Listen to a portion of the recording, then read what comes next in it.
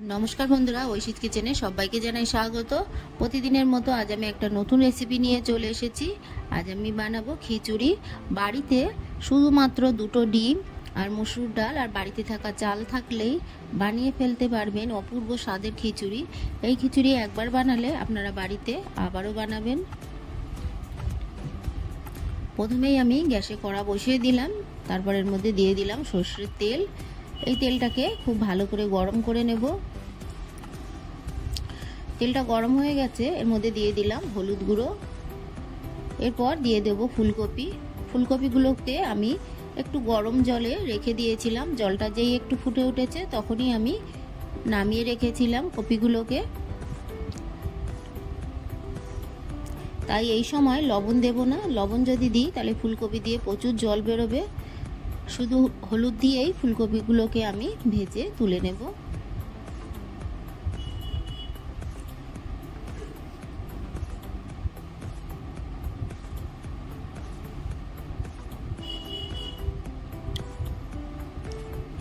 দেখুন খুব সুন্দর করে ফুলকপিগুলোকে আমি ভেজে নিয়েছি, লালচে করে ভেজে নিয়েছি।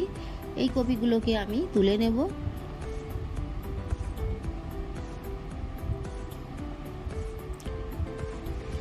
আমার এই রেসিপিটি আপনারা পুরোটা দেখবেন, দেখে আপনাদের ভালো লাগলে আমার চ্যানেলটিকে সাবস্ক্রাইব করে আমার পাশে থাকবেন। এরপর আমি দিয়ে দেব আলু, দিয়ে একটু দিয়ে দিলাম লবণ।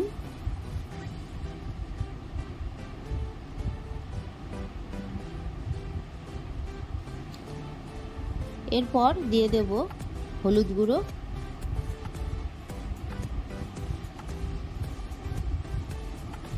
খুব ভালো করে আলুগুলোকে আমি ভেজে নেব।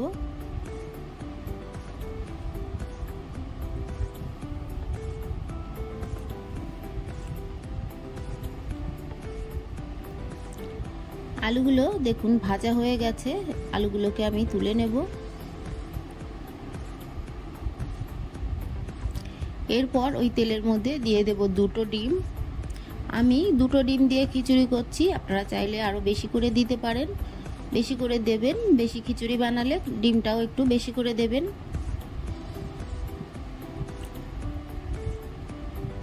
ডিমগুলোকে নেড়ে আমি ভুজিয়া করে নেব। বাড়িতে একবার হলেও আমার মতো করে খিচুড়ি বানিয়ে খেয়ে দেখবেন, এটা কতটা ভালো লাগে আপনারা বাড়িতে না বানিয়ে খেলে বুঝতে পারবেন না। দেখুন ডিমগুলো সব ভাজা হয়ে গেছে, এবার তুলে নেব। সব ডিমগুলো তুলে নেওয়ার পর এর মধ্যে আমি দিয়ে দিলাম আরও একটু সর্ষের তেল। এই তেলটা গরম হয়ে গেলে দিয়ে দেবো একটা শুকনো লঙ্কা। শুকনো লঙ্কাটাকে আমি ভেঙে দিলাম। দিয়ে দিলাম হাফ টিস্পুন গোটা জিরে আর দিয়ে দিলাম দুটো তেজপাতা। ফোড়নটাকে খুব ভালো করে নেড়ে আমি ভেজে নেব।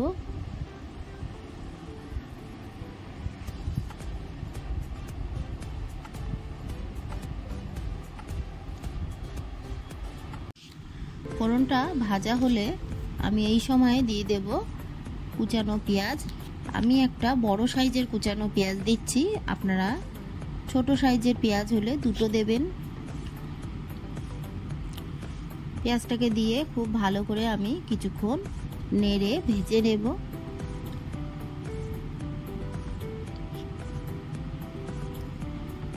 পেঁয়াজটা দেখুন ভাজা হয়ে গেছে, আমি কিছুটা ভেজে নিয়েছি। এই সময় আমি এর মধ্যে দিয়ে দেব একটা বড় সাইজের টমেটো। টমেটোটাকে দিয়ে একটু নেড়ে নেব। তারপর এর মধ্যে দিয়ে দেব আমি 1 টিস্পুন লবণ। লবণটা আমি একটু বেশি করেই দিলাম। খিচুড়ি রান্না করতে দেখবেন লবণের পরিমাণটা বেশি লাগে, তাই একটু বেশি লবণ দিলাম। টমেটোটা খুব তাড়াতাড়ি নরম হয়ে যাবে, ভাজাটা খুব তাড়াতাড়ি হয়ে যাবে। টমেটোগুলোকে দেখুন খুন্তি দিয়ে আমি একটু চেপে চেপে গেলে দিচ্ছি।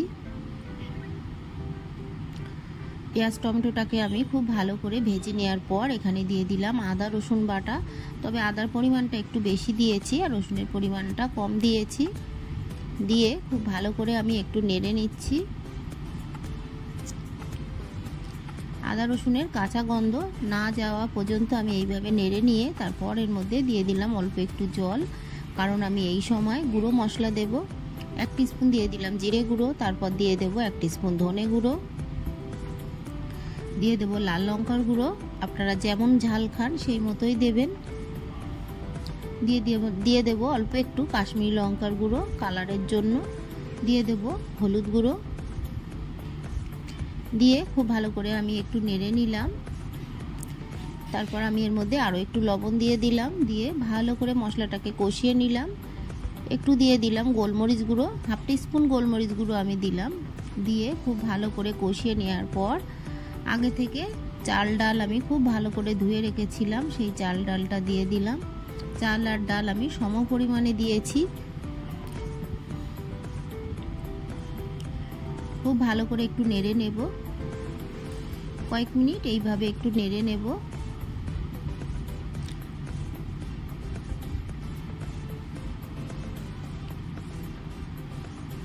এরপর আমি দিয়ে দেব জল, অল্প জল দিয়ে আমি প্রথমেই হাঁড়িতে ঢেলে নিলাম, কারণ পরিমাণে বেশি হয়ে গেছে, কড়াই ধরবে না। আপনাদের কাছে যদি বড় কড়া থাকে তাহলে সেই কড়াই করবেন। আমি হাঁড়িতে ঢেলে নিলাম। তারপর এর মধ্যে দেখুন আমি ভেজে রাখা ফুলকপি আলু দিলাম, তার সঙ্গে কাঁচা লঙ্কা দিলাম, দিয়ে ঢাকা চাপা দিয়ে রান্নাটা করে নেব। একটু চেখে দেখে নেব লবণ ঝাল ঠিক আছে কিনা, আরও একটু লবণ লাগবে তাই আরও একটু লবণ দিলাম, দিয়ে খুব ভালো করে নেড়ে নেব। দিয়ে দিলাম ভেজে রাখা ডিম, আমি যে ভুজিয়া করে রেখেছিলাম ডিম ভুজিয়া সেটা দিয়ে দিলাম, দিয়ে খুব ভালো করে মিশিয়ে আরও বেশ কিছুক্ষণ ফুটিয়ে নেব। দিয়ে দিলাম 1/2 টিস্পুন মতো চিনি, আমি দুবারে দিলাম অল্প অল্প করে। আপনারা মিষ্টি খেলে দেবেন, না খেলে দেবেন না। এই যে মিষ্টিটা দিলাম এটা কিন্তু মিষ্টি হবে না, স্বাদটা ব্যালেন্স হবে, তাই খুব সামান্য চিনি আমি দিলাম। সবশেষে দেখুন ধনেপাতা কুচি দিলাম, দিয়ে খুব ভালো করে মিশিয়ে নেব।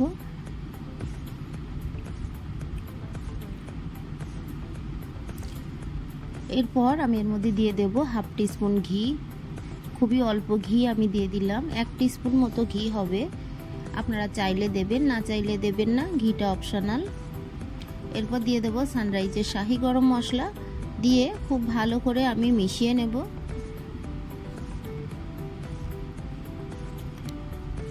খুব ভালো করে মিশিয়ে নিলাম। তারপর এর মধ্যে আমি একটা ভাজা মশলা দেব, গোটা ধনে, গোটা জিরে, গোটা শুকনো লঙ্কা শুকনো খোলায় ভেজে গুঁড়ো করে সেটা 1/2 টিস্পুন দিলাম, দিয়ে খুব ভালো করে মিশিয়ে নিলাম। খিচুড়িটা কিন্তু আমার তৈরি হয়ে গেল খুব সহজভাবে। এটা একবার বাড়িতে খেয়ে দেখবেন কেমন হয়। সবশেষে আমি আরও একটু ধনেপাতা কুচি দিয়ে মিশিয়ে গ্যাসের ফ্লেমটাকে অফ করে দেব। খিচুড়িটা কিন্তু ঠান্ডা হয়ে যাওয়ার পর আরও ঘন হয়ে যাবে। দেখুন খিচুড়িটা কতটা সুন্দর হয়েছে, এটা দেখতেও যতটা সুন্দর হয়েছে খেতেও কিন্তু ততটাই ভালো হয়েছে। আমার এই রেসিপিটি আপনাদের ভালো লাগলে প্লিজ আমার চ্যানেলটিকে সাবস্ক্রাইব করে পাশে থাকা বেল আইকনটি ক্লিক করে দেবেন, তাহলে আমি যখন কোনো নতুন ভিডিও ছাড়বো আপনাদের কাছে পৌঁছে যাবে। রেসিপিটি ভালো লাগলে একটা লাইক করতে ভুলবেন না।